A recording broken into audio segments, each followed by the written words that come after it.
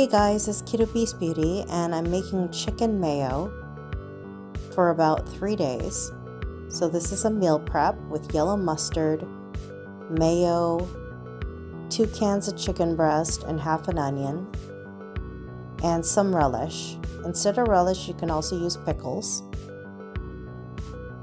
So I chopped up my onion, added the 2 cans of chicken breast,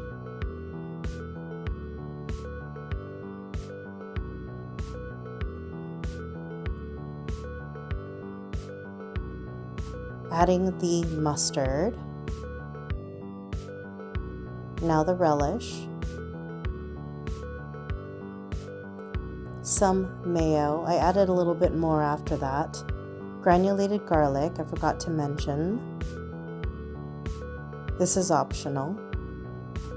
Some kosher salt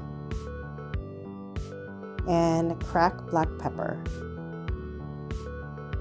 And that's it. It was very delicious, lasted me about 3 days. Very satisfying and filling. Thanks for watching. Please like and subscribe for more.